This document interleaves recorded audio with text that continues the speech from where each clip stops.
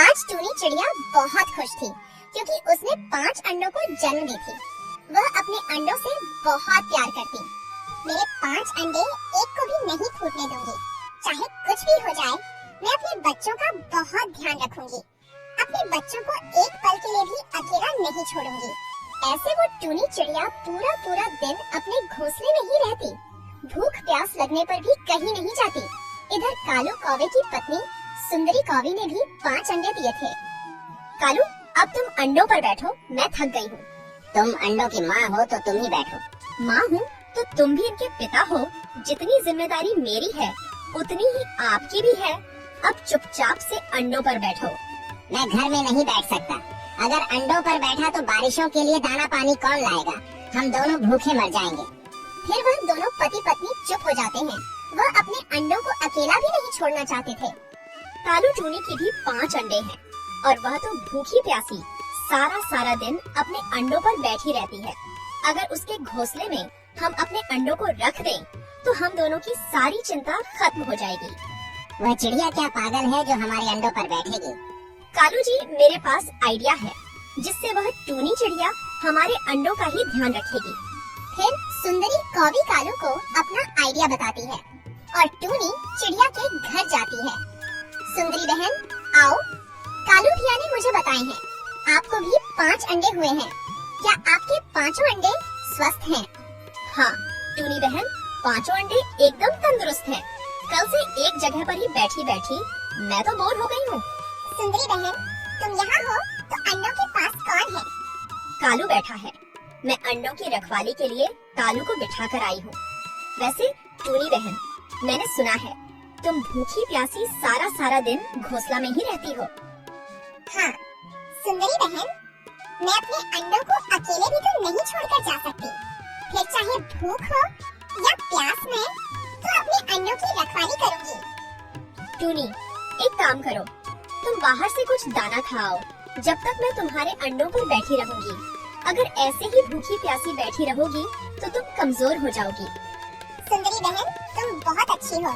मैं थोड़ी देर में दाना खाकर आती हूँ, आप यहीं पर रहना। ऐसे बोलकर टूनी चिड़िया दाना खाने के लिए घर से बाहर चली जाती है। टूनी को घर से निकलते देख कालू कौवा अपने अंडों को लेकर टूनी के घर में चला जाता है। जल्दी करो कालू जी, चिड़िया के अंडों को उठा लो और अपने अंडों को रख दो, कोई देख न ले।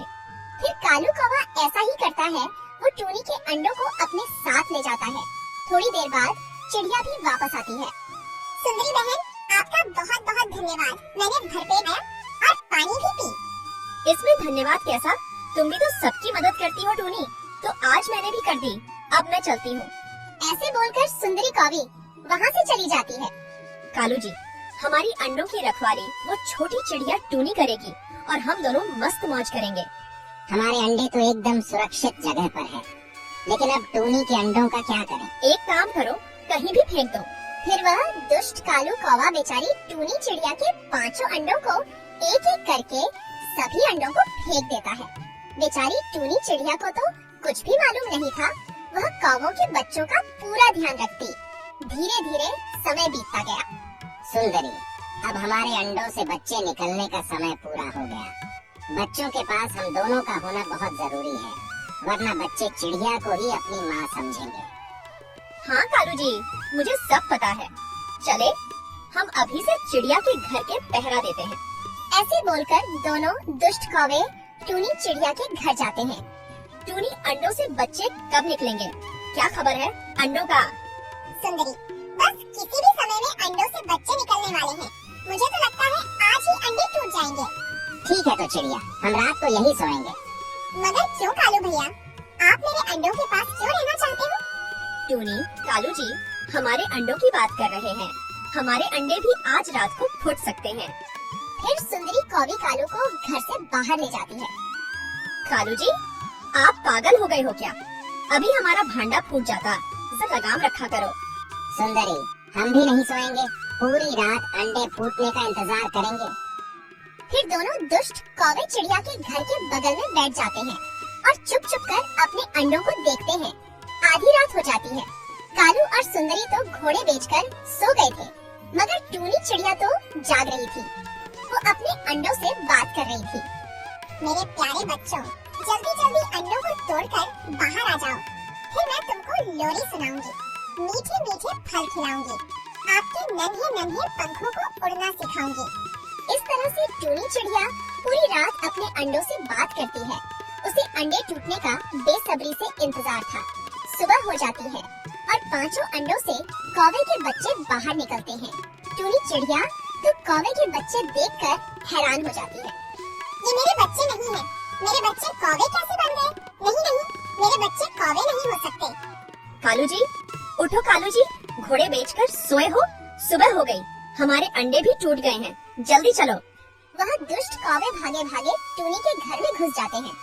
कालू जी, यह देखें, हमारे बच्चे बिल्कुल हम पर गए हैं, बिल्कुल काले कलूटे हैं। कालू भैया, ये बच्चे मेरे हैं। ये तुम्हारे बच्चे कैसे हो सकते हैं? ये तो मेरे अंडों से निकले हैं, ये मेरे बच्चे हैं। सुंदरी, जरा टूनी को बताओ ये बच्चे किसके हैं। फिर सुंदरी कौवी टूनी को पूरी बात बताती है और खूब हंसती है। सुंदरी, फिर मेरे बच्चे कहाँ हैं? मुझे बताओ, वो सुरक्षित तो है ना? सुरक्षित? कैसे सुरक्षित भला? हम कैसे तुम्हारे अंडों को सुरक्षित रख पाते? हमने तो उसी समय तोड़ दिए। दुष्ट जालिम कौवे, मेरे अंडे तोड़ दिए? जरा भी दया नहीं आया तुम दोनों को, जो मेरे मासूम अंडों को मार दिए। तुम दोनों बहुत बुरे हो। चिड़िया का तो रो रो कर बुरा हाल था। तभी कौवे के बच्चे टूनी से बोलते हैं, मम्मा मम्मा चुप हो जाओ, आप रो क्यों रही हो? जब हम अंडों के अंदर थे तब आप बहुत खुश थे, अब क्या हो गया?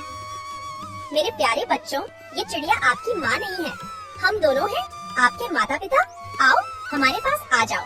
नहीं, तुम बहुत गंदे हो। हमारी मम्मा को रुलाया, हमारे घर से भाग जाओ।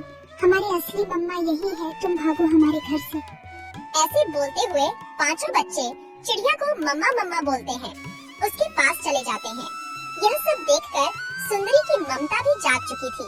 तब टूनी चिड़िया उससे बोलती है, दुष्ट कौवे, अब यही तुम्हारी सजा है। मेरे बच्चों को मुझसे हमेशा हमेशा के लिए दूर किया। अब बाहर निकलो मेरे घर से।